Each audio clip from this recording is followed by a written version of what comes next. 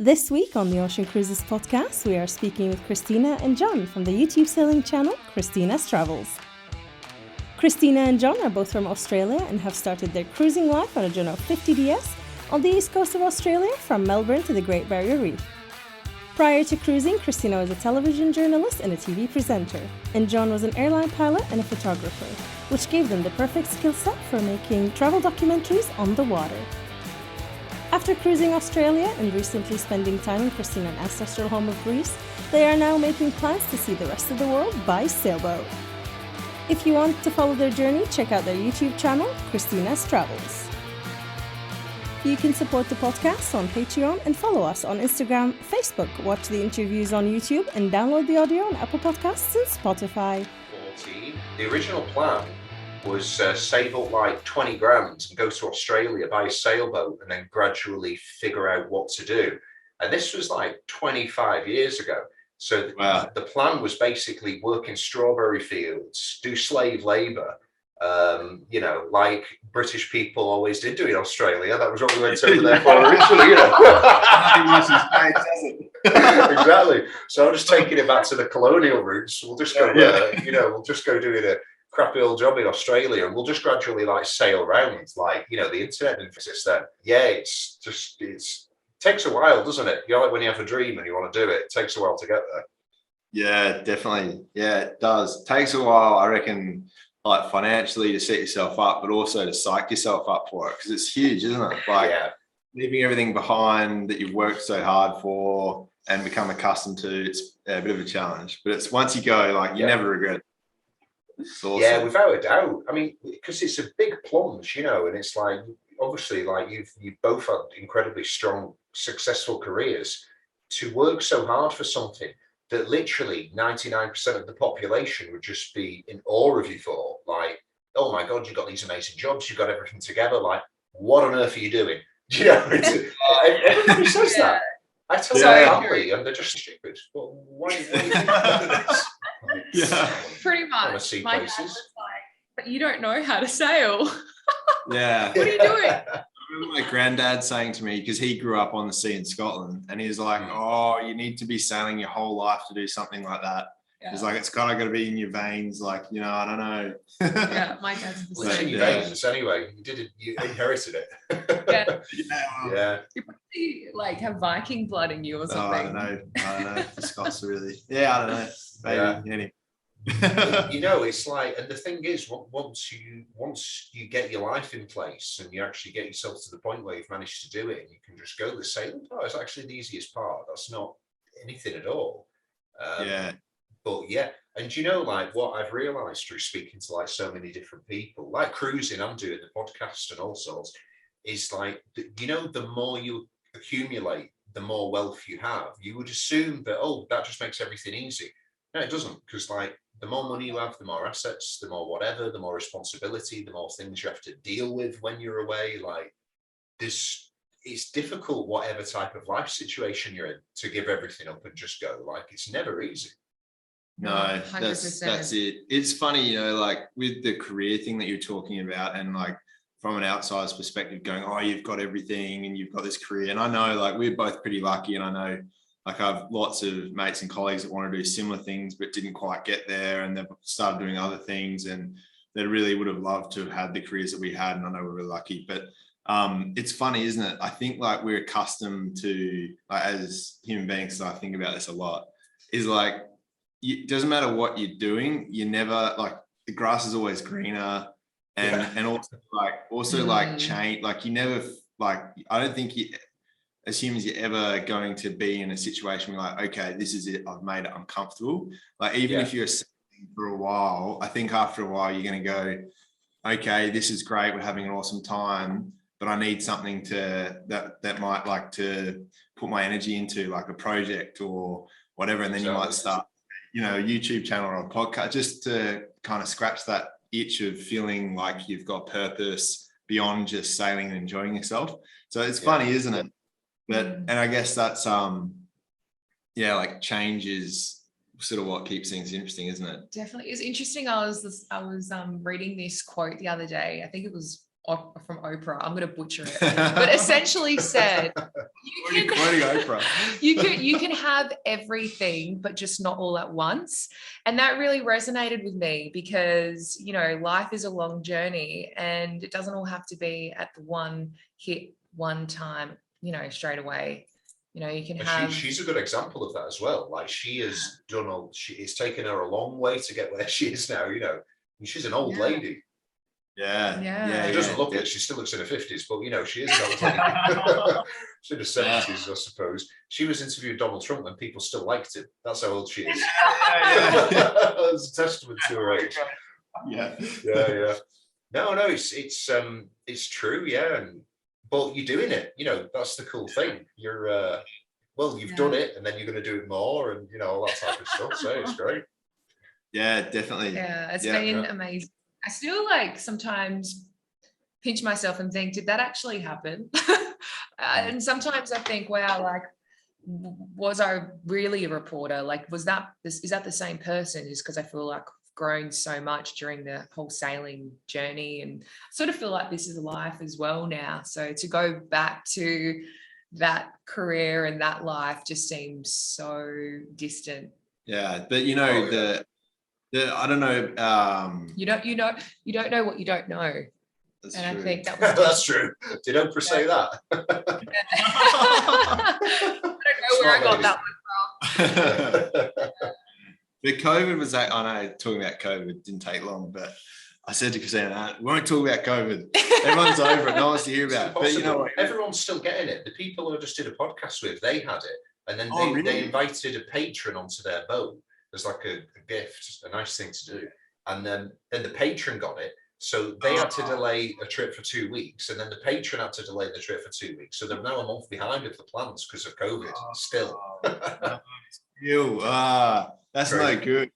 Because obviously we just got back from Greece and it was just operations normal over there. And it just seems like it's a thing of the past. Yeah. Like when you're out and about, but obviously there you go, still lurking out there. But it's funny, like it was a good, like if there was a silver lining for us, it was just that time, like forced time off to make you realize like, okay, we're not going to work. We're maybe not earning the money that we were and we're still alive. Maybe we don't need to work as hard as we have been, you know? So it's, and that was like the catalyst for us. Just enough it was that last sort of 5-10% that we needed just to push us. That's good. Like I said, that's crazy that Greece did that, because Greece did that for my wife as well. I know, mate. It must be either the ouzo or I don't know what it is, something about Greece. It could be the ouzo. And it's so cheap there too. It's like water, isn't it? It's just... And it's nice. Like, where else can you get like a bottle of a spirit for like €6 and it's good? If I go down here and get a €6 bottle of whiskey, I would shit blood for weeks. It's horrible. Like ouzo is nice and cheap. Yeah, it is good. Yeah, we went to this restaurant in Greece and like you didn't order the food by what food you wanted. You ordered like the type of like ouzo or the other one. I forget what it's called. And they bring you a bottle and they just bring you tapas. Like it's just like that's how. Yeah, it's cool. After 3 weeks, I like ordering food that way. My jeans didn't fit me after 3 weeks. But it was worth it. Yeah, well, the thing, the food is kind of healthy, although they do have like quite a bit of fried stuff. But I was really into the, it's not a shawarma, it's the Greek version of a shawarma, you know, with the wrap, like in the pita. Like chicken pita or gyros or whatever. Yeah. Oh, gyros, that's it. So I was doing them and you get the yogurt on them and stuff. And again, they're so cheap. It's like €2 and it's basically a meal. I don't think it had anything. It's crazy. I think it was more to do with how much we were eating. The quantity. The sheer volume. Yeah, no, it's good. So where did you guys go? Where were you in Greece, like for your charter? Were you down in Kyklados? So we arrived in Athens, then we went to Syros.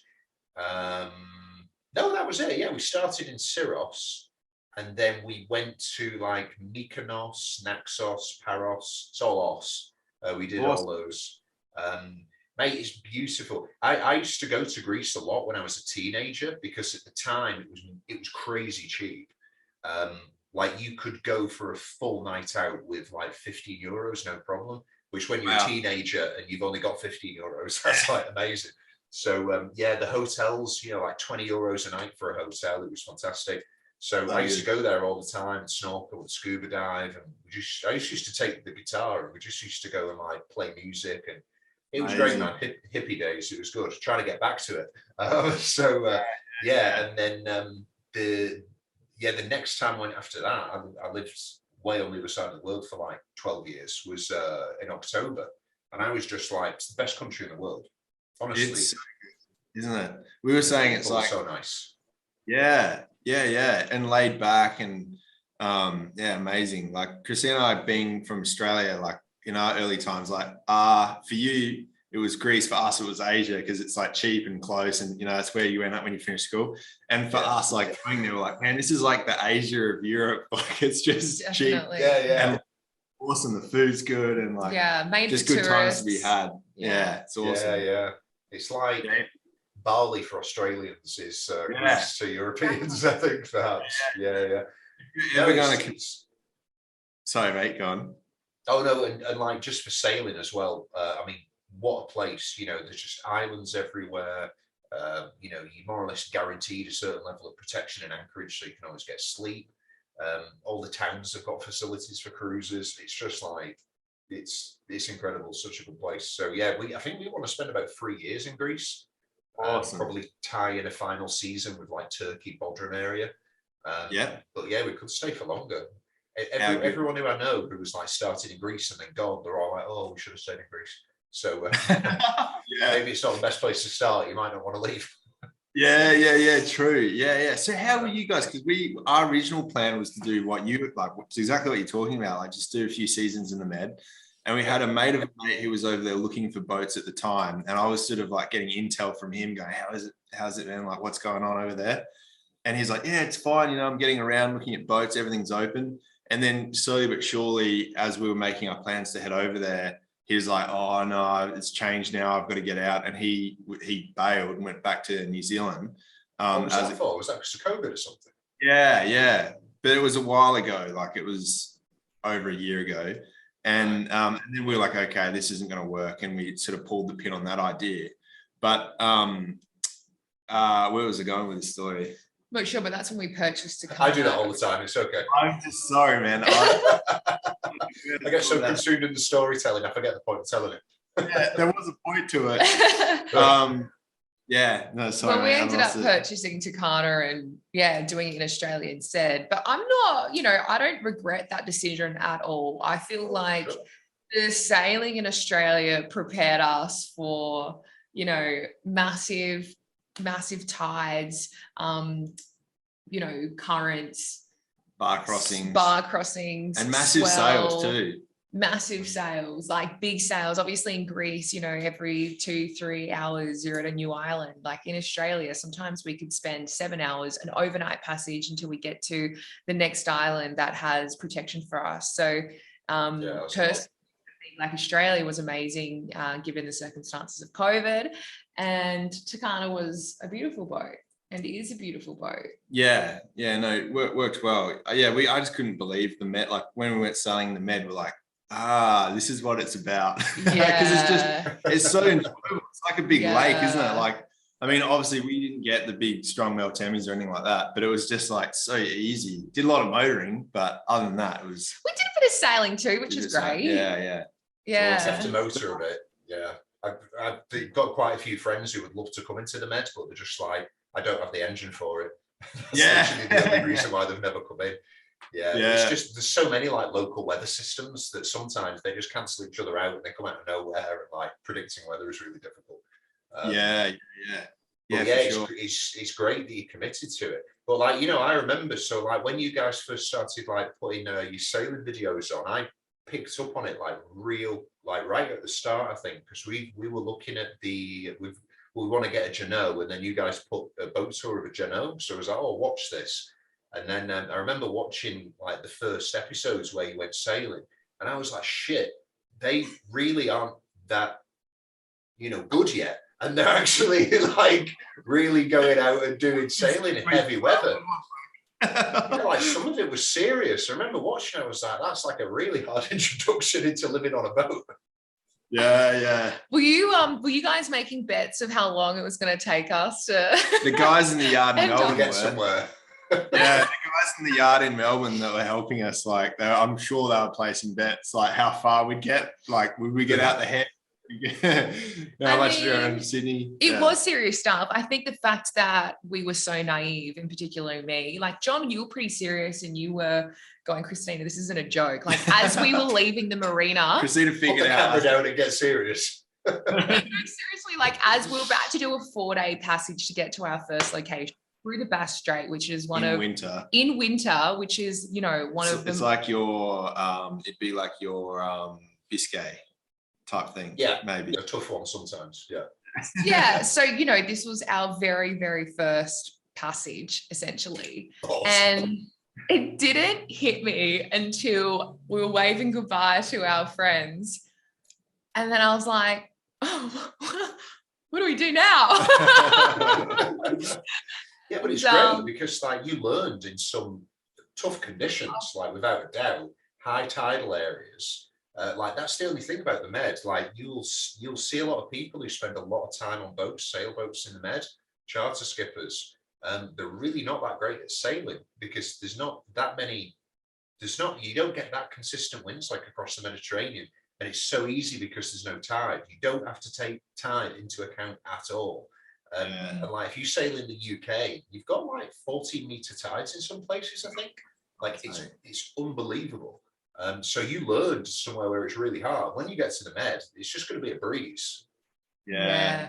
It was so cool, like as well, being able to just do the Med mooring, like up onto the town quay and step off, and like just we're it's a little so nervous different about that. Yeah, because they don't do that here in Australia. In Australia, you either go to a marina, the marinas have fingers, so you know you have your own little area to step off like pontoon, or you anchor and you tender to shore.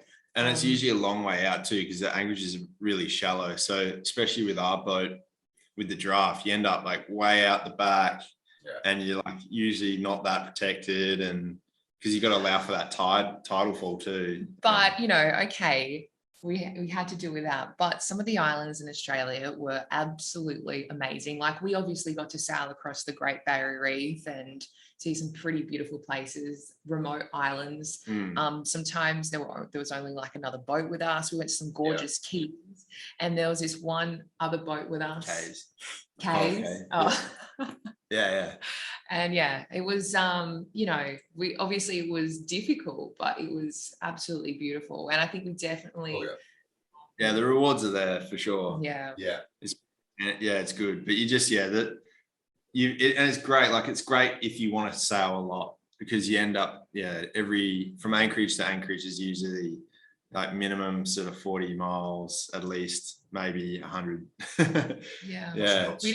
didn't use much. We didn't use much fuel at all, going from, you know, Melbourne all the way up the East Coast. We managed to do a lot of sailing.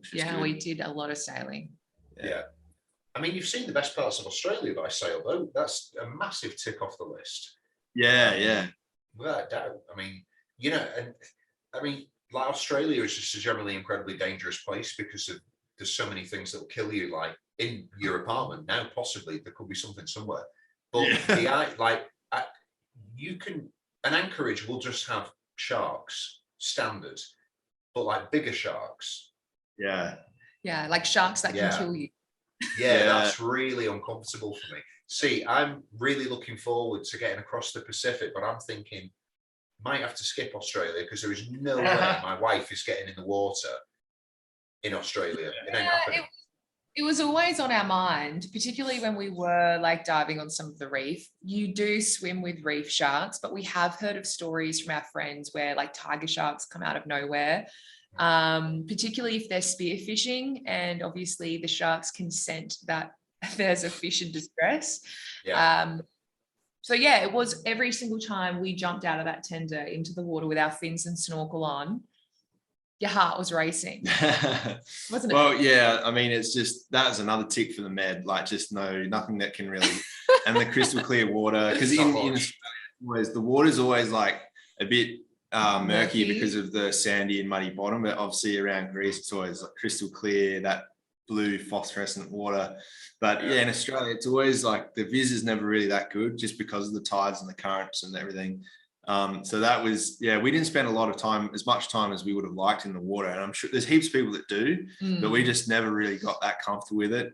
But then in the Med, we never left the water. Like every time we had like the boat slowed down enough to get in the water, someone was in the water. Yeah, awesome. and sometimes we jump in the water over in the Med with like 200 meters of water underneath us. Like if we did that in Australia, whoa, you would be so definitely nervous. lunch. You'd see like, you'd see a marlin like jump out right next to you. And that's, I got to say, that's another incredible thing about Australia is they have incredible green zones and that's the flip side. And you can't fish in these green zones, but they're full of incredible species. And, we see dolphins all the time and turtles and, dugongs and whales. It was pretty spectacular. We didn't really see any of that marine life in the Med at all. So we saw a dolphin. Yeah, we saw one pot of dolphins. You'll see a ton of dolphins. Yeah. Well, like I think when we were in Greece, there's a lot of turtles in Greece, which is really cute. Yes. There's one beach where I think it's a world famous beach actually. I think for turtles reproducing, laying their eggs and stuff. At a certain time of year, thousands of turtles just come out of the sand and walk into the ocean. So you get a lot of turtles, a lot of dolphins, but not much else. You're not getting any reefs, you're not getting any, of those reef type of fish, like angelfish or clownfish or anything like that. You're not getting any of them. Yeah. But it's a trade-off because there's also nothing to eat you. Yeah. Do you guys get stingers over there, like jellyfish in the Med? Mental. Yeah, loads. Like when we were in the Balearics in summer, there was a couple of days where you look down and you're like, I'm not going in. It's not going to kill you. They're not, I know, because I know that there is a jellyfish that can actually kill you. Nothing like that. You'll just get a little sting. But like trying to go to sleep in a cockpit when it's like 30 degrees at night, you've got jellyfish stings. I'm like, no, that's not enough, Because I saw in the app that we were using over there, I can't remember the name of it, but it was like for people to report jellyfish, like if there's like Navily, yeah. They put jellyfish things on it. I was like, that's kind of weird. Like, I wonder if they get a lot of jellyfish, and that must be why. Because like in Australia, it's only in the summer or the wet season up north that you get sort of north of Brisbane where you start to get a lot of the stingers. But the ones in Australia, obviously, quite a few of them will. Yeah, well, the box jellyfish will kill you, and there's these little ones called irukandji. They're incredible. It's like they're tinier than your little fingernail, and you can't see them. And I can't remember the exact what it does to you, but it has like some psychological effect on people that lasts for a long time, and it's can make them really sick for a really long time. But it's quite fascinating. Yeah, it's and they're slowly migrating south. It messes with your nervous system. Yeah, it really messes with your nervous system. It's just you don't want to be stung by. So there's that, and the sharks, and but it's like we're not really painting a good picture for starting Australia. But I think it's because we're so excited about. But John's got his heart set on Greece. But we did most of the time when we did go for a swim, we just anchored up and then took the tender to shore and then just swam off a beach. Really? Yeah, shallow water. Yeah. And you never swim at dusk or dawn. That's a saying here as well, because that's when the sharks come out to feed. And I think they actually have terrible vision. So it's not that they want to feed you, it's just that they can't see properly and they just take a chunk. I mean, they always say with a shark, it's like they're either aggravated, which is unusual, or it's mistaken identity. Which is, fair enough. But man, Australians are just built different. Like, this is cool for you. You've got kangaroos that look like bodybuilders, for Christ's sake. Like, what are those things? I thought they were memes. I didn't think that was real. When I first saw these pictures of these things online, I felt like somebody had superimposed the Rock's body into like a kangaroo. And then I found out later from my friend Dave, who's like, no, they're real. Like, they're really hard. Yeah. And they box too. Like they'll go up on the back and they box. Yeah. Those are pretty wild beasts. Yeah.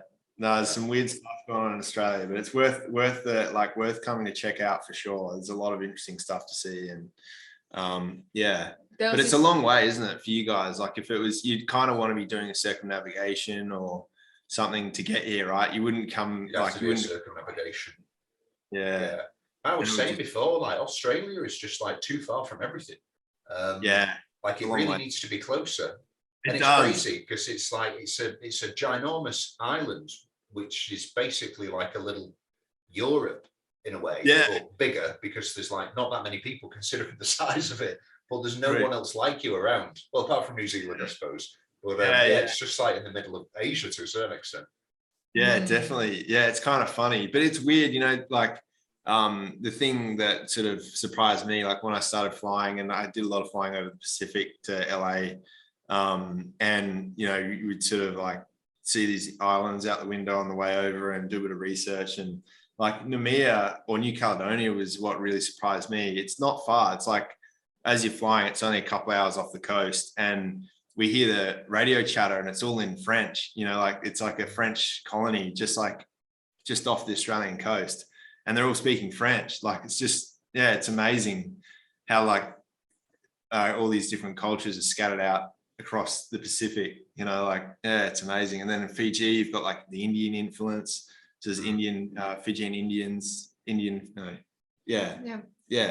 It's interesting. It's pretty amazing as well, you know, as we went up across the Great Barrier Reef, I think a lot of people were surprised at how green and lush and, you know, some of the islands are completely by forest. And that was really surprising to me as well. When I think of the Great Barrier Reef, I think of just reef and coral. And I think as we made our way up the coast, it was great to be able to share those islands with you know, the global community, because they may not realize how spectacular some of those spots are, particularly Hinchinbrook. When we went there, it sort of felt like Jurassic Park. And you know, as we made our way north again, like the water just gets that really crystal clear blue.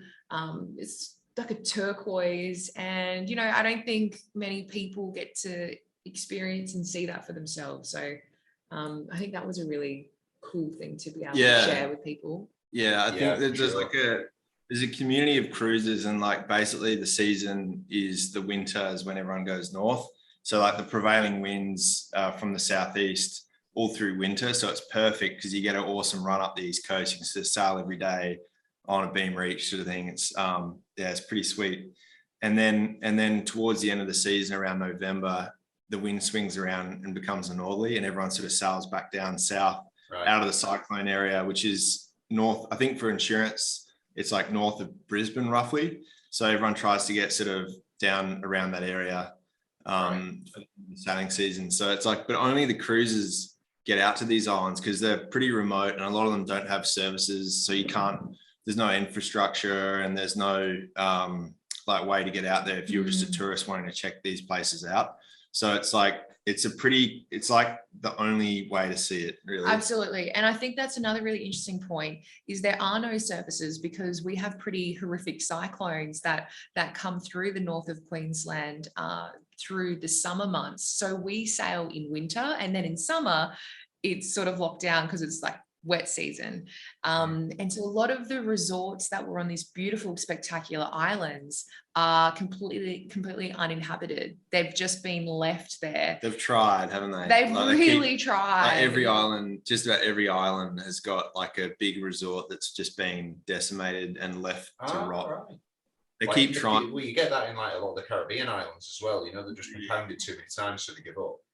Really? Yeah. It's amazing, but they keep trying. That's the crazy thing. Like there's still talk of building a few of the islands up north. Definitely. And there's so much interesting history as well that we got to, you know, share and explore with people. So you know, like Australia just do such a good job of like protecting their ecosystems on land and by sea. And it's like, I don't know why other countries just don't say, let's do what they do.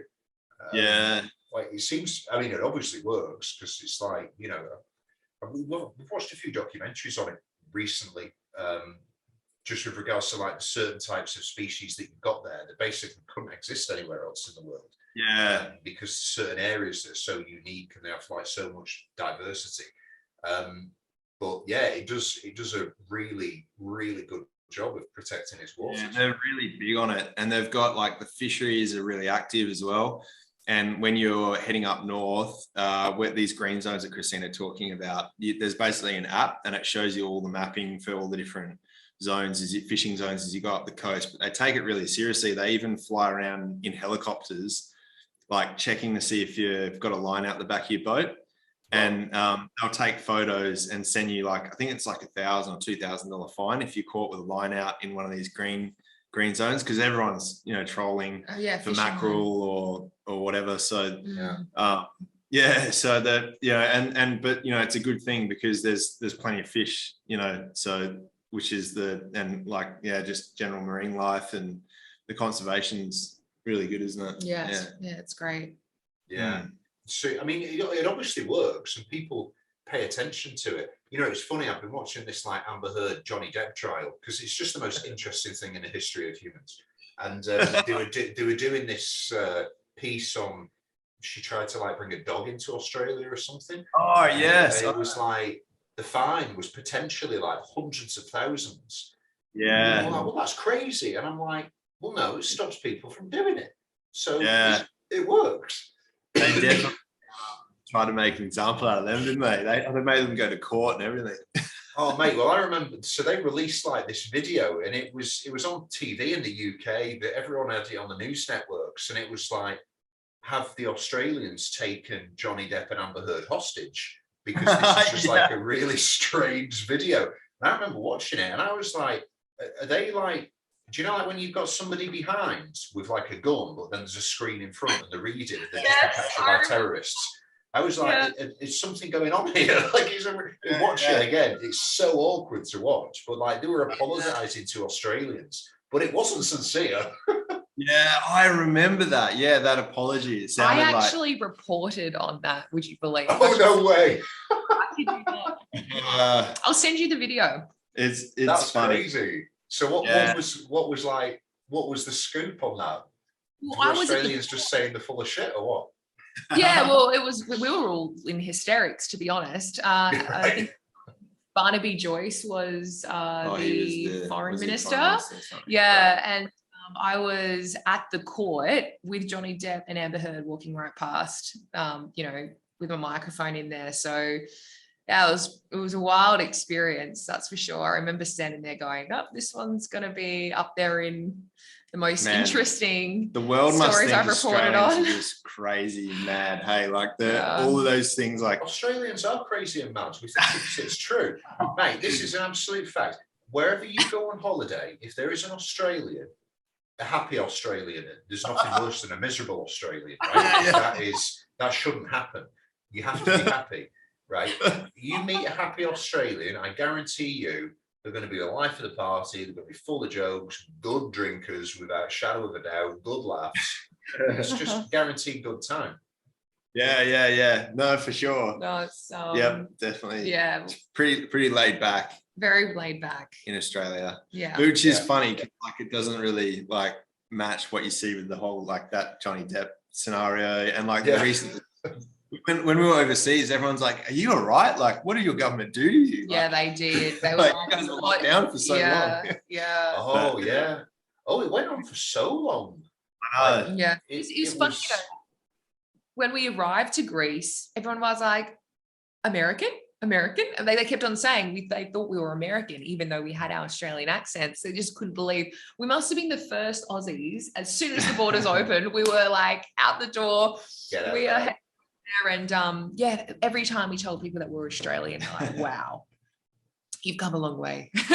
We haven't seen you in a few years. Well, yeah, that is nuts because I remember when I used to go to Greece when I was a teenager, and that's obviously going back quite a while, and paying for a flight from that side of the world to go all the way to Greece and back in the day would have been super expensive. Well, there was loads of Australians there. Yeah. It's funny. Australians love to travel. They seem to be everywhere but Australia. Yeah. One of your best exports is people. Yeah, I reckon. So. So with the trip that you did in Greece, I mean, how did that go? Which islands did you go to? And like, were you doing some sails in between and were you motoring? Like, how was it? Yeah, it was amazing. It was so incredible. Amazing. We started actually in Athens. So we were able to have a boat with Navigator, which was absolutely fantastic. And we had Cascade, which is a 51-footer Beneteau sense for just under a couple of weeks. And we went straight to the Temple of Poseidon, and we did a bit of a loop. We went and saw the some beautiful islands in the Cyclades. And so we did the whole Mykonos thing, and we went to Kia, Paros. I've got some places here actually. We did a loop, so we basically Delos was awesome. Yeah. This is the same loop that we did. We basically went very similar. Very similar. Yeah, we started at Athens. We went. See if I get this right. Christine's got a list, but I think we went Temple of Poseidon for the night because we started late in the day and it's sort of only just down the road. But it's cool, like sleeping and waking up and seeing the temple like just above you. It's pretty cool. Oh, it's and then it's cool, isn't it? And then we went to Kythnos, then we went to Milos, then Folegandros, Delos. Yeah, Mykonos. Yeah. Paros first. Sorry, Paros, Delos, Mykonos, Syros, then Kia. And guess what? I found out after Syros that's where my great grandmother was born. Would you believe? Unbelievable. In Syros. Yeah. Isn't it right that like they've got like in Syros that the people who are from there and they've got relatives from there that they regard themselves as being Syrossian? I don't know. I'm not sure. Wow. Like, we were having conversations with a couple of people who are from there and have lived there for ages, and they were saying like they've got their own mini little culture in a way, and they've had it for many years and stuff. Wow. Yeah. Syros is awesome. Hey, like, did you like it? Like the town is pretty like Mate, it's gorgeous. Like the main town. What is it? I can't remember the name. Poli? Something yeah, Oli? like that. I can never. Imanapo. No, I'm talking shit. Anyway, you know what I'm talking about. It's gorgeous. But yeah, when we were just having the gyros and we were having yogurt and it's the perfect life, it's just so pretty, that place. It is. Yeah, it's just great. Even the marble roads just everywhere. It's so it's very different to the rest of the islands around the Cyclades, isn't it? Like, because you've got that, the whitewash islands, but then in Syros, it's sort of like more of a Venetian style with the big, like, interesting architecture and the two big hills. Actually. Yeah, it's cool. Yeah, I didn't think of that. It's quite different. I mean, it's much more grand. Like you can tell that maybe a different group of people have been there and started doing stuff. Maybe you'd find in Rome, perhaps. Do you know what I mean? Like it's definitely not typically Greek from the last few hundred years. But it's amazing. No, it's a great place. I mean, and there's quite a lot of places to anchor around there as well.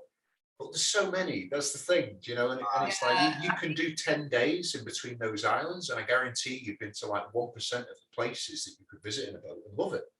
Yeah, for sure. I've got a hot tip for you there, Andy. If you do go back there, you've got to go to Folegandros. It's amazing. Like, we hadn't heard of it, and we were speaking to this guy on Milos, like a local, and we told him we were going there, and he's like, like he didn't really sound like it was. He was like, I don't know whether he was unfamiliar with it or he hadn't been, but it didn't seem like it was high, like a well-known island to him.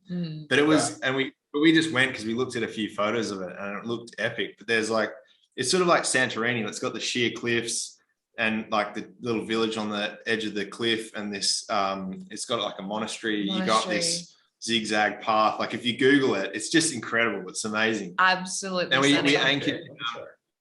we anchored down in this little bay with it must have been 1,000-foot cliff right next to us, like in the anchorage.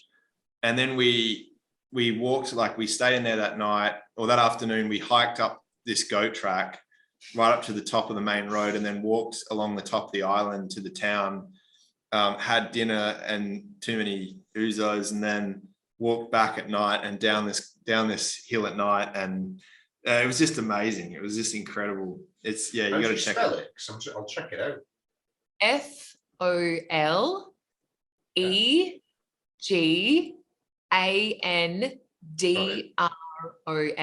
Yeah, it definitely a highlight. It was absolutely beautiful, and I actually can't wait to edit that episode. Yeah, I was going to say, yeah, I bet you're going to have so much fun actually making the videos for this, because it was such a great trip and you got such good memories of it.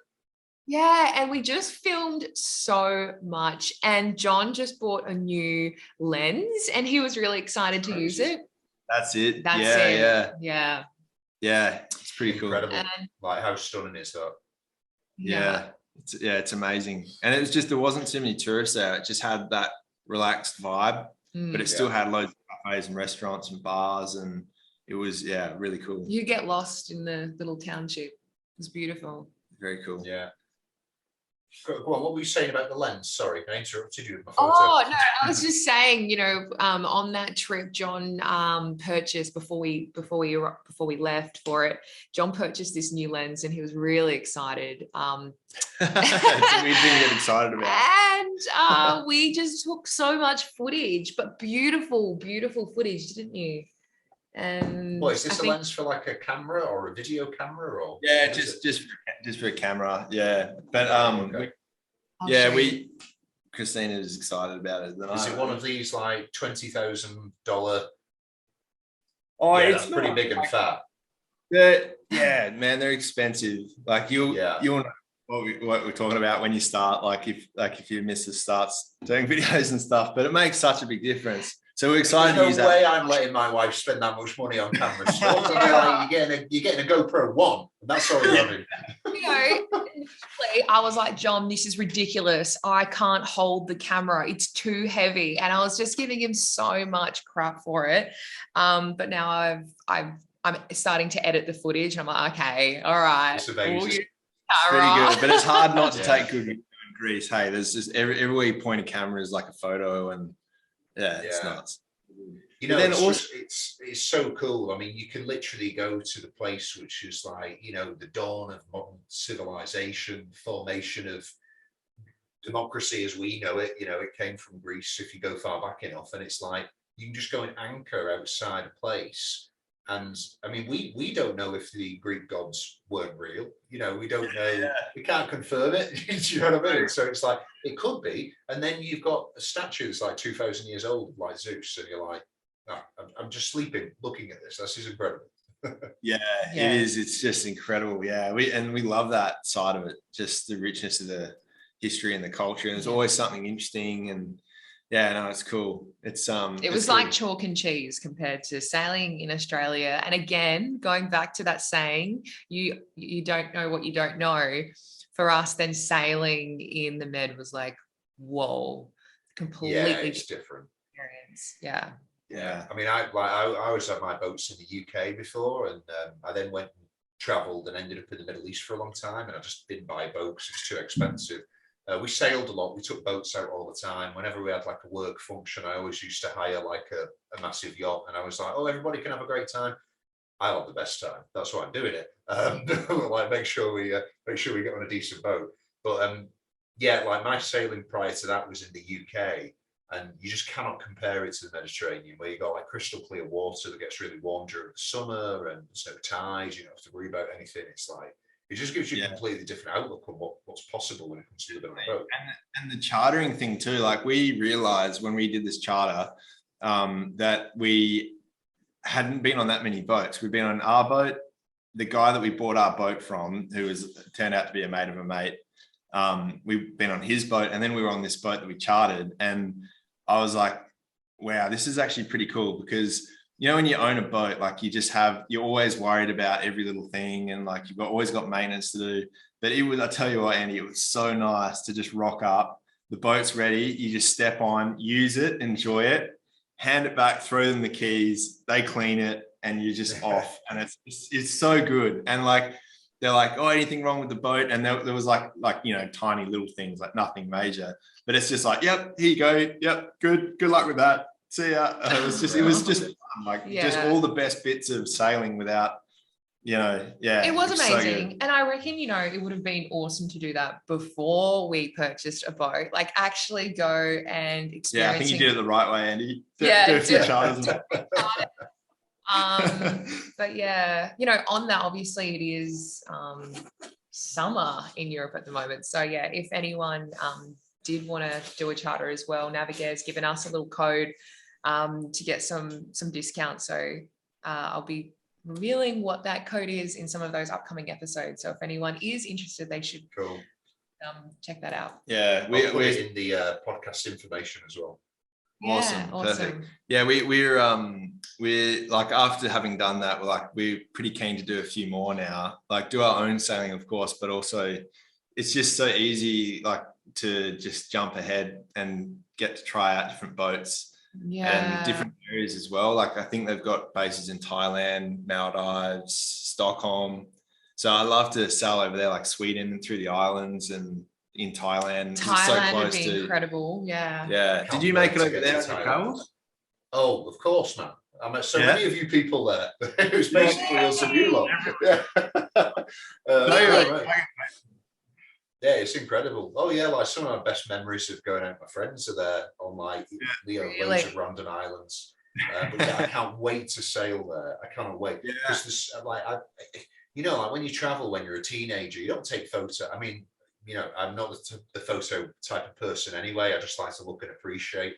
But you don't take photos, especially when you're a teenager. And this is before social media. So there's no, like, you can't share that photo with your family without going round to the house and being like, look where I went. You just do it, right? So you don't take any photos, but I had a few that I took on like a really old shitty Nokia. And I've looked back at them numerous times. And I'm like, I cannot wait to drop anchor there. Like, that is a totally different perspective of Thailand if you are sleeping in the bay. Like, it would be amazing. Definitely. No, absolutely. It's cool. The food and just the beaches and the climate, and it's pretty cool. But I've heard as well, like, because we're trying to work out, you know, exactly what our future plans are and where we might want to go. And I hear Thailand's actually pretty good for boat work, like stainless work and all that sort of thing. Like, I think Langkawi down in Malaysia is sort of like tax-free place. It seems like where everyone ends up before they go across the Indian Ocean.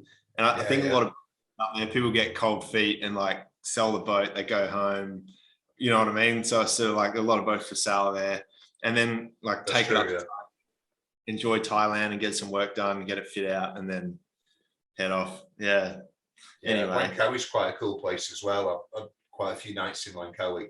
That's they call it like the Vegas of Asia or something, don't they? Or they were when I was there.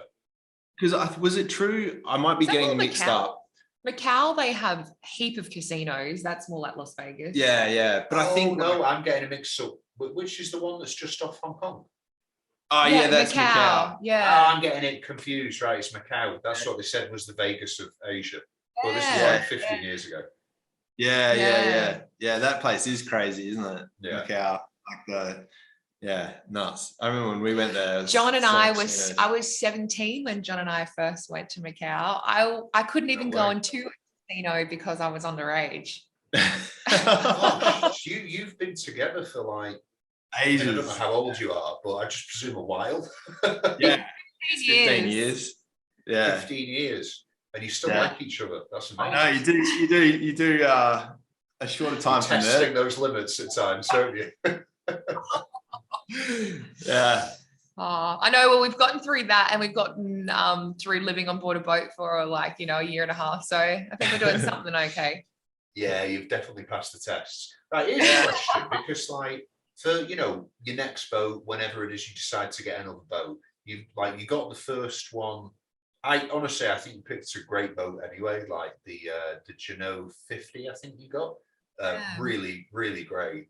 But now you've done the charter in the Med and you've seen a different type of sailing, a different type of life. And I know you're interested to like go back there and start something perhaps. How have your expectations changed? Like, what type of boat would you get next? Oh, that's a good question. Well, when like I got 1 year off work, that was the most I could get. So basically, like, we had 1 year to find a boat, get it ready, and then go sailing. So we didn't really have a lot of time or choice. And it was literally like the boat that was the best fit within our budget. And we ended up getting something that was way over our budget and like way bigger than we wanted, but it was probably like value for money and quality and all that sort of thing. That was the best we could get. And I think it took us 2 months to find it. And it was funny because we went all over Australia and then it was like just down the road. It's always the way. Right, okay. Yeah. And it was like weird because I was flying with a guy from work and he told me this story like 6 months before. He's like, oh, I helped this guy, a mate of mine, bring this boat over from Adelaide that he bought sight unseen during the pandemic and whatever. And then, like 6 months later, when we're looking for a boat, I was looking through the photos of the listing and I saw on the photo, like, they always do like an action shot with the boat sailing along. And I zoomed in and I'm like, that's my mate sitting on the back of the boat. And I called him and I'm like, is this the boat that you brought over from Adelaide to Melbourne, like with your mate? And he's like, yeah. And I'm like, is he selling it? And he's like, yeah. And I'm like, oh, lovely boat. I'm like, we're looking for a boat, but it's way out of our price range. Like, and then anyway, like, he's like, yeah. He's like, I'm actually sitting next to him now. He asked if you want to go out sailing on the weekend or something. So I was like, oh, sweet. All right. But tell him we can't buy his boat. No way we can afford it. But like, we'll come sailing. Like, if he wants to go sailing. And then he's so funny. This just sounds like you're all in the pub. Oh, I'll buy a boat. Oh, you'll buy a boat. Hey, mate, come on. It just sounds like this type of situation. Yeah. It was just funny how it panned out. And then, like, sure enough, like, we go sailing on it and have a few drinks and like just got chatting and we worked something out and ended up with this boat down in Melbourne. So yeah, anyway, so like, it's an awesome boat. It is a really nice boat and we're really lucky, but we didn't really get the chance to try, and we don't really know what we want next, but like we wanted, that's why we want to do a few more charters, like try and charter a few different types of boats, maybe a cat. Like, we've never been on a cat. So yeah, we don't even know what that feels like. It feels like you're going to pay a lot of money. That's what it feels like. Those are expensive things. Yeah. Real. Like, honestly, entry for some of these like 40-foot something cats, because really, like, the living space in, like, I think in like a 45-foot catamaran is probably similar to like a 55 to 60-foot monohull.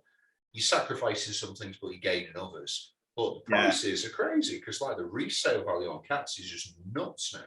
I think it's because it's a very easy entry into a liveaboard life because it's basically an apartment that floats around and it can also move. So I think it's a lot more comfortable for people. Maybe that's why the resale values are so high. But it's not. It's like, you need $500,000, like, really, to even get something remotely nice. Yeah, it's a lot of money. It is. Yeah. It is. We had a couple of mates that have cats, but they're quite old and small, and it's more like more rugged sort of style cats, if you know what I mean, with like outboards and that sort of thing. And they just have an absolute ball on those things, but yeah, they're not really comfortable, like long-term liveaboard boats. Maybe, I'm not sure, but yeah. Anyway, we just want to like see what's out there and just see. Yeah, we're not really sure exactly what we want. We've literally been on like 3 boats still, even though we've been sailing for a year and a half or whatever.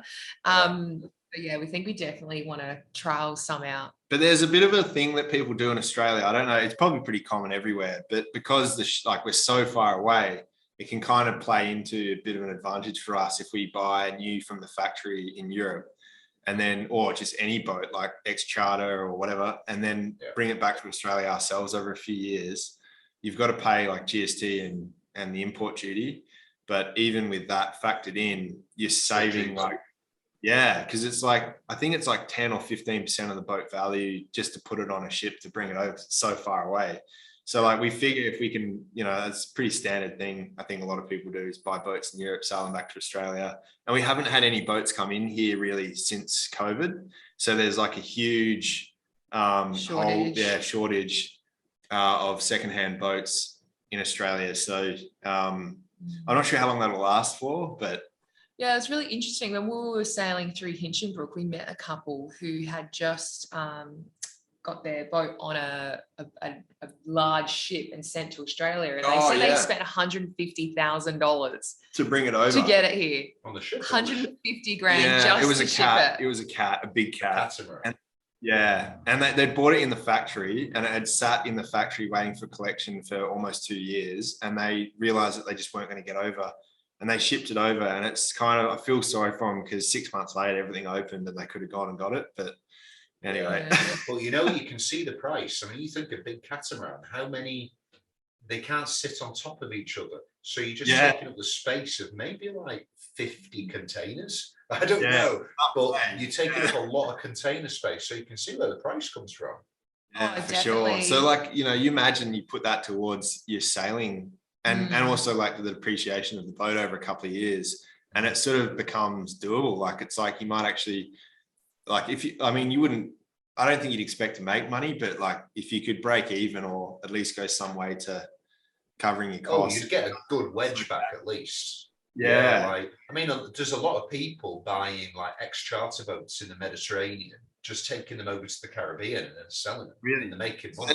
Same sort of thing in Caribbean with the, amazing. Yeah, because like Europe is the cheapest place to get a sailboat without question, because there's so many, and the majority of the big production manufacturers are based here. So yeah, it's just way easier. Yeah, I've got a couple of friends who did deliveries from like South Africa and France and stuff, taking stuff over to the Caribbean. And after a few deliveries, they were just like, hang on, they are sending them over there and charging like an extra 40 grand. Why don't we just buy one and sell it? And then they started doing that. And I've got two friends that's all they do. That is their job. They buy boats straight from the factory, and they just take them over there and then sell them cheaper. Amazing. That's so incredible. Like cheaper than the manufacturer's side. So you think if you've got a boat that's like a 2022, and it's, you know, like the newest Oyster, God, whatever, do you know what I mean? And there's a waiting list for these things, especially the catamarans. You just can't get them. So yeah, they're making great cash. Yeah, it's pretty interesting. When we were in Cairns, we were in the marina and we saw like all the border force people and the dogs and the guys in those, I don't know what they're called, like the sperm suit things, like waiting for this boat to come in. And when this cat came in with these 3 guys on it, and then all these border force were all over the boat, and the dogs were in there and they're pulling the boat apart, and we're like, oh, it's a drug boat, or like, what is it? What's going on here? And it was a delivery crew, South African skipper, 2 Aussie guys like as crew, and they'd picked up this boat from Seychelles, and they were sailing it. They sailed it to Cairns via the Philippines because it's the only place that they could go in because of COVID and the border requirements, and then down to Cairns. And they came in on one engine. And I think the guy that bought the boat was a guy who has a small charter fleet further down the coast in Hervey Bay. And we were chatting to him about it later. And anyway, long story short, these guys had a 76-day passage, and they ran out of food like ages ago, nearly out of fuel. They experienced the doldrums. They were stuck in the doldrums for a while. Pretty incredible, like the lengths that these guys went to bring this boat back. But I was chatting to the guy who was importing it, the guy that bought it, who was there waiting for the boat to arrive. And he said that by the time it left and was on the way over, the broker that he bought it through called him up and offered him another 100 or 150 grand for it. He's like, there's someone else that wants that boat. You know, like they'll buy it off you right now for 100, 150 grand more than you paid for it. Because there's just nothing coming in. Like, and they couldn't get crew either. Like, I think, and that's the other thing, that crew the skipper had to spend 2 weeks in hotel quarantine before he was allowed out to then fly back to South Africa. So for him, it was like a 3-month thing to bring this boat. It's incredible. Like the lengths that people go to. That is actually coming up in one of my episodes. I'm just about to get to that in a few weeks. Yeah. Yep. But yeah, just interesting stories. Like, it's just interesting to see what people are doing, like moving boats around and the lengths that people go to do it, and the deals to be had if you wouldn't do that. Yeah, it's pretty crazy. Nice way to make 150K, and he didn't even have to do anything. He just just put the money. I've got another friend who does Atlantic deliveries, but for motorboats, right? So for like 40 to 50 foot motorboats across the Atlantic, and you're thinking, how on earth did they do that? So he was telling me, so he would get like one of the latest boats in Europe, and then he would basically take it over to America, not so much the Caribbean, but like Florida, Carolinas, that type of stuff. And I'm like, how do you do that in a motorboat? And he was like, well, the current and the wind is giving you a push anyway, but you're under fuel the entire thing. And I was like, all 2,000 miles. And he was like, yeah, you just put loads of jerry cans, like if everywhere. He was like, just like the sides, the decks, just jerry cans all over the place. And I was like, how much should you spend on fuel? And he was like, oh, a few thousand, 4,000. He was like, but the boat's worth 30 grand more over there, so it's worth doing. Yeah. So, okay. Wow. Amazing. It's just like a giant floating fuel tank. Yeah. Yeah. Crazy. Lethal. Yeah. Absolute like environmental catastrophe. Without a doubt. But yeah. Right. Crazy. So what do you see in the near term future then? What do you think the stars have aligned for you? That's a tricky one. We're still trying to figure that out. I'm actually going to be busy editing for the next couple of months, so that we can get back into real time. I'm really looking forward to, like sharing our Europe journey with everyone, because we've only just pretty much announced that. But I think, we're definitely wanting to try and get back to the Med some way or another. Yeah, we're just not quite sure how or when we're going to do that. So we're just trying to piece that together at the moment.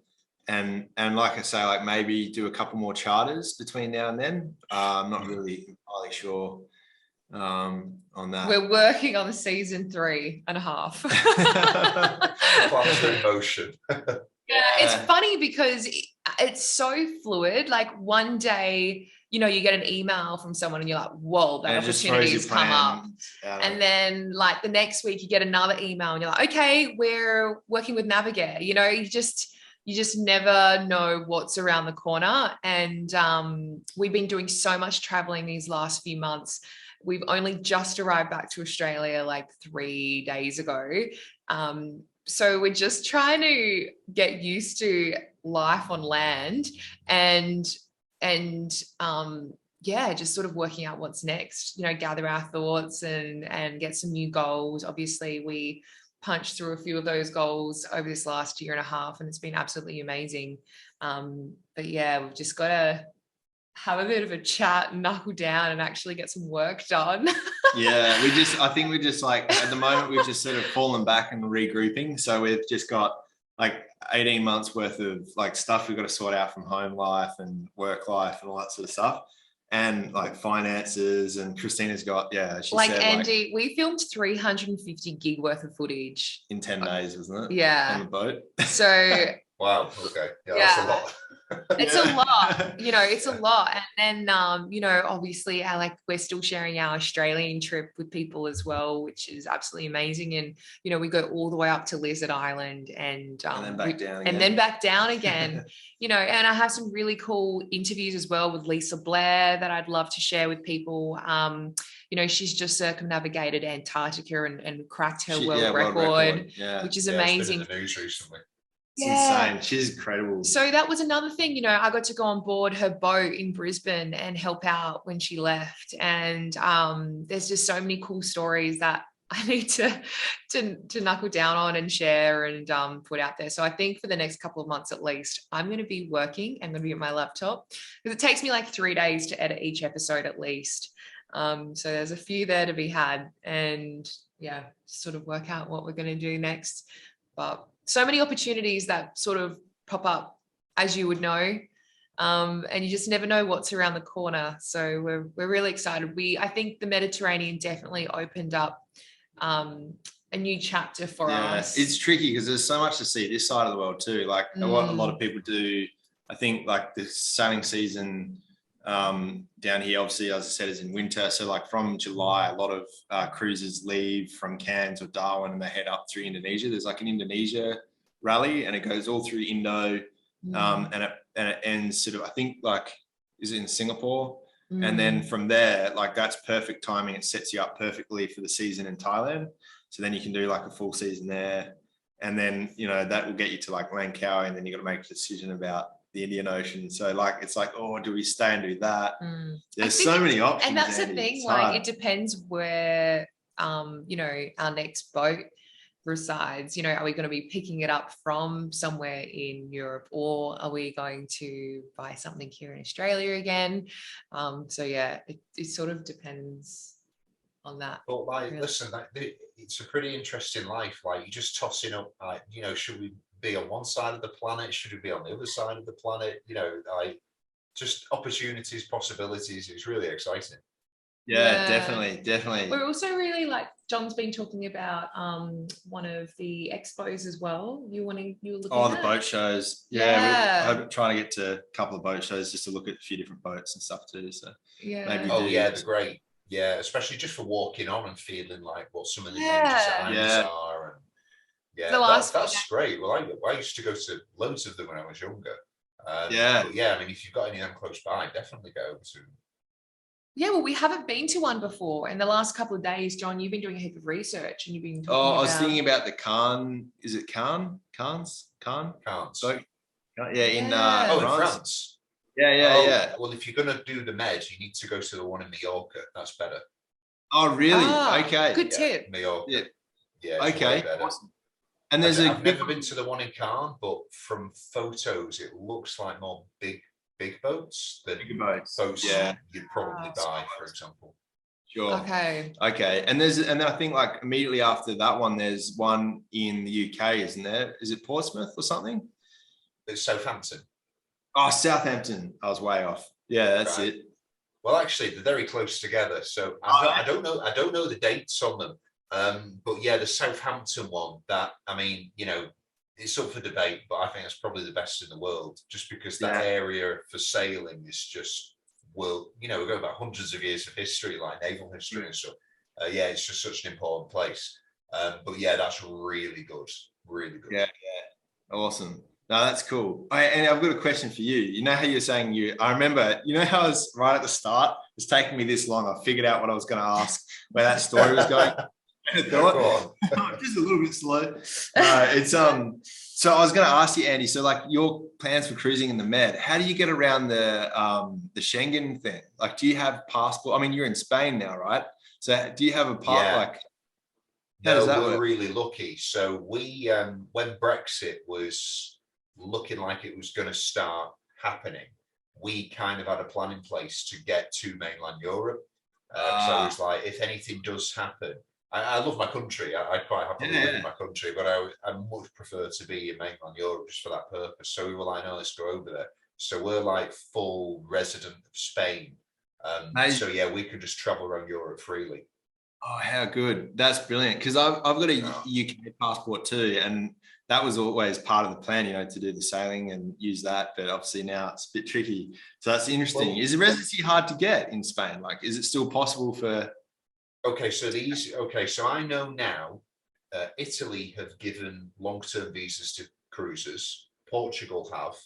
And, there's one other country. I can't remember which one it is. But if you get there's a few countries now, if you get a marina spot for a year, they will give you a residency based on that marina spot. Wow. Yeah. Amazing. I can't remember exactly which countries, but I've heard enough people have told me that this is what they have done. So it's like first-hand knowledge. So it's definitely doable. But like between me and you, no one gives a shit about the rules anyway. They really don't. Like, you can go in any random marina and there'll be British people and people of all nationalities. They're just like, I've been here for like 4 years. I'm not going. And I swear, that's crazy. I've got friends who are British, and I'm like, what about Brexit? Do you not need to get residency? They were like, I don't know. Out there drinking beer, not giving a shit.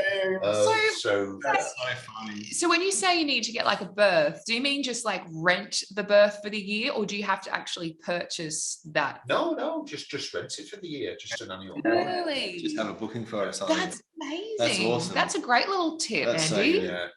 I'm sure there's other details, do you know what I mean? Like, I'm sure you need to be able to prove your income or get tax paid into that country. There'll be something, I'm sure.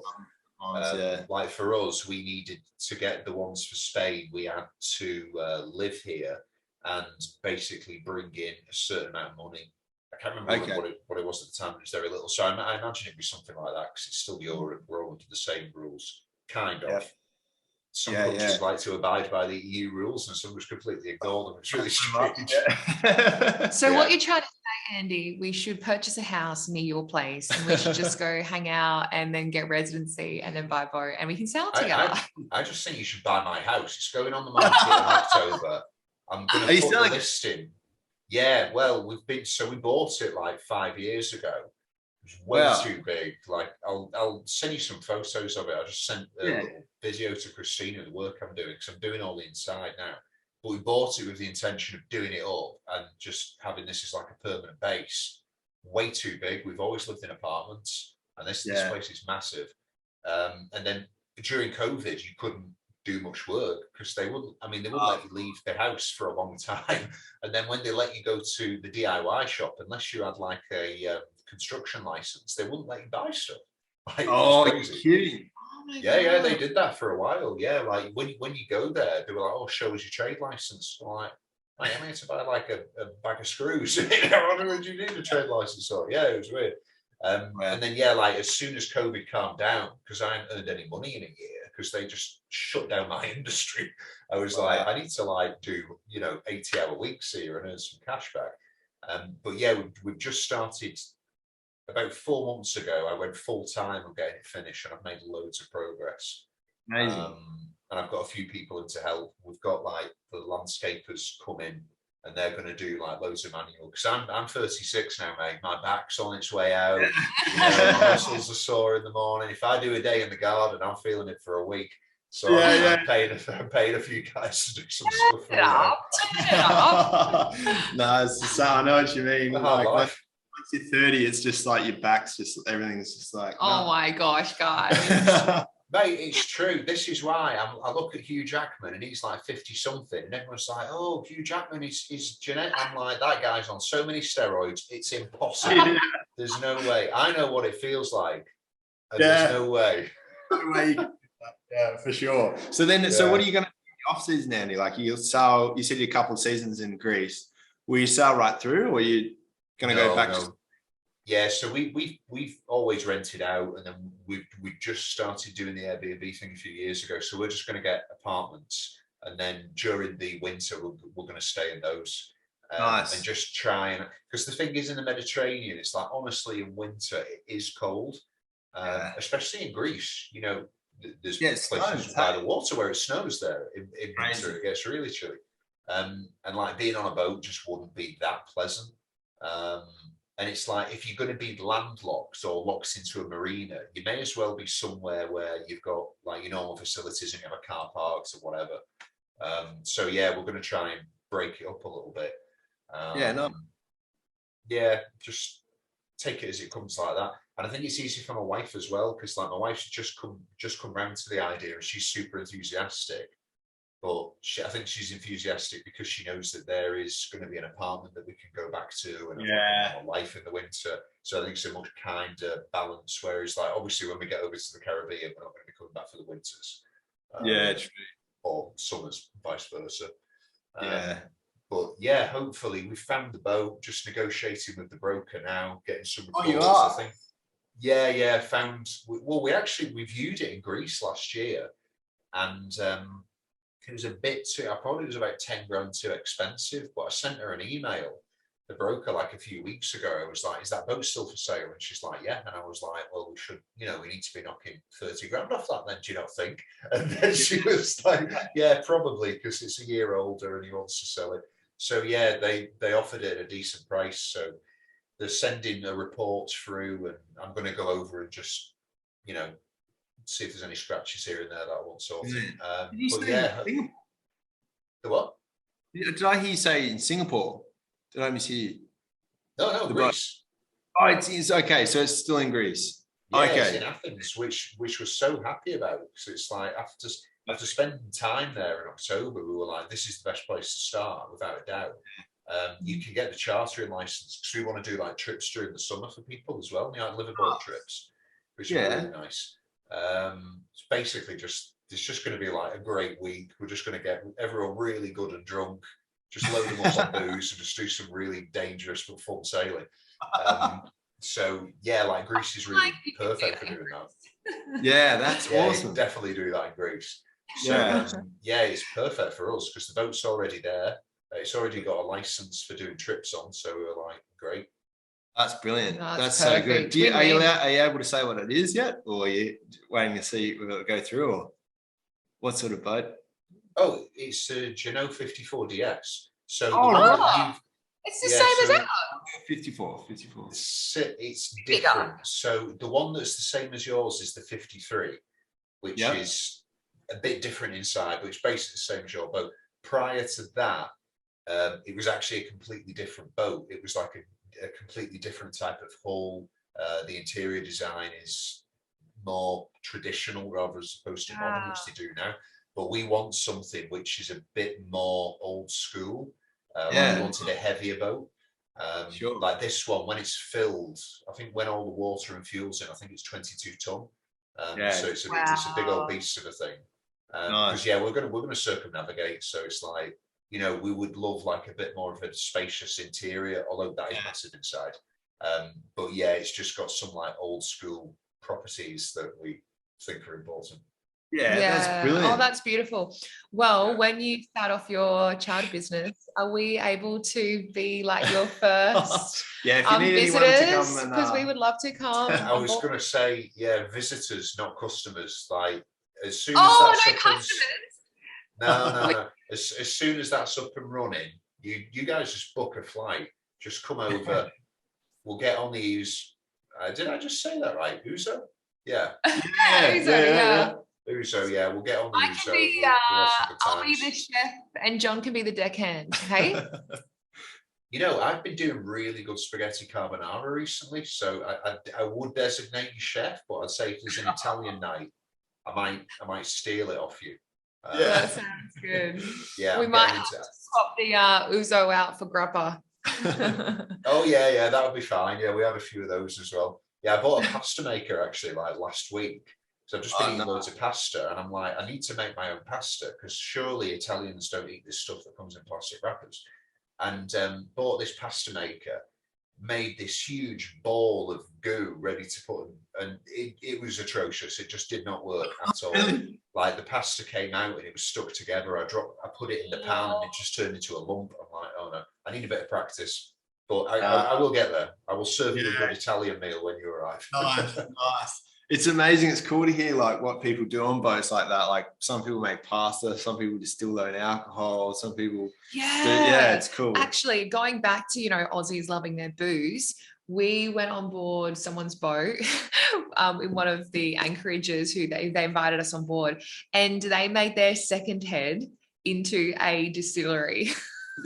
That's commitment. That's really impressive. I had a lot of booze on that boat. A lot of booze, and mixing some drinks for us, and we were drinking pretty much like 50% vodka. All sorts of mixes and it all gets you to the same happy place, good and drunk, and then it's all right. It doesn't bother. And with the podcast, are you happy? Like, did we cover everything that you wanted us to cover? Is there anything that you had in mind that we it's great because people listen to them because they just want to they want to have a conversation with you guys as if they were just on the back of your boat in the cockpit. So it's like people love these because it is just people talking. That's why I don't do it like an interview. I don't try and ask specific questions. I'm just like just talk. That's awesome.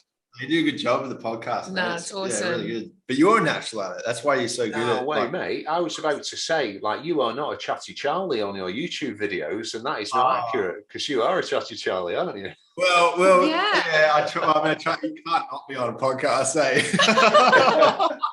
like naturally, like I'm pretty quiet, like usually. So I like going under the radar, and like I find it really hard being on film. Like I just am a bit of a, I don't know, shy, I guess.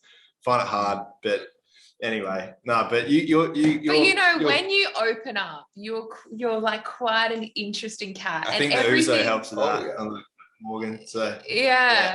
Like I find it really like fascinating, like, when you do open up and to just people. talking. Yeah.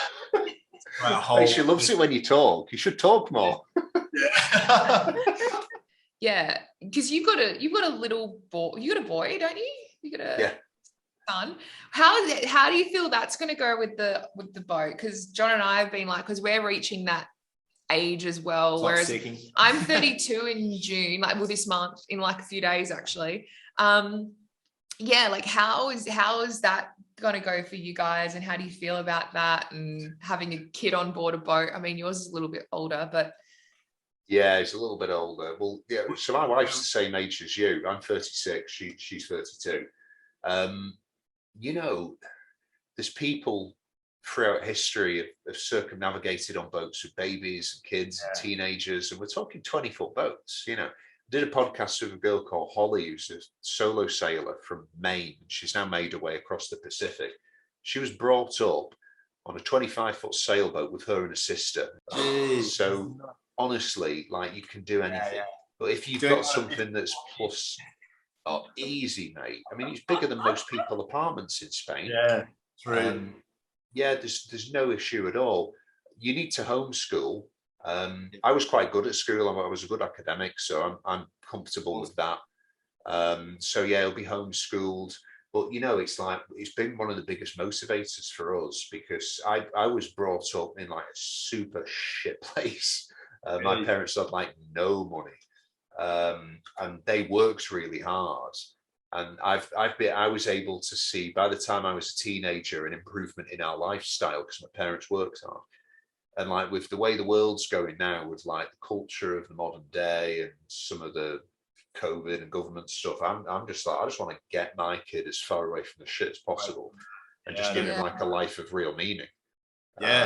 I traveled from being really young. Like, for me, as soon as I was old enough, I was like, I need to go see the pyramids, I need to go see the Colosseums, I need to go see the temples, and that was what I was always about. So I want to make sure that he has a life like that.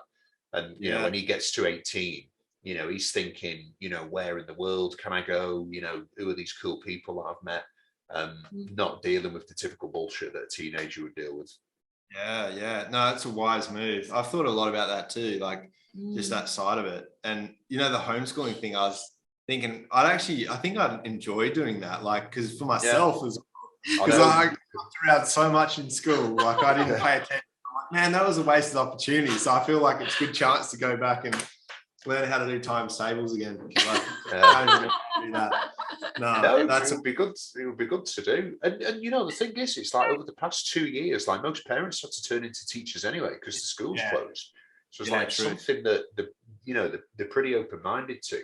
But like, me and Ibra have had conversations about it, and it's like, I hated school. I was an absolute shit, but I was very clever. So when it came to the exam times, I was just like, you know what? I'm just going to show you twats. So I was fucking smart. I was taking the piss out of you. I was in charge. So I just did really well in my exams. I was saying to Hibbert, I was just like, we're just going to teach him the bare minimum when it comes to these rudimentary exercises, but we're going to teach him what the real world's about. You know what I mean? We're going to teach him what these different cultures are like, the history of these places, how to talk to people, how to engage with different cultures, and get the most out of relationships, because they don't teach that in school. And that is what makes you a unique, successful person. So we're just gonna, we're gonna teach him of, the important things in life, rather than what school usually teaches you. Yeah, sure. Absolutely. That's awesome. Really beautiful. Well said. Yeah. Well, listen, guys, thanks so much for your time, and talking a bit about your future plans as well, and your recent trip. And good luck. We'll speak again soon, and all the best.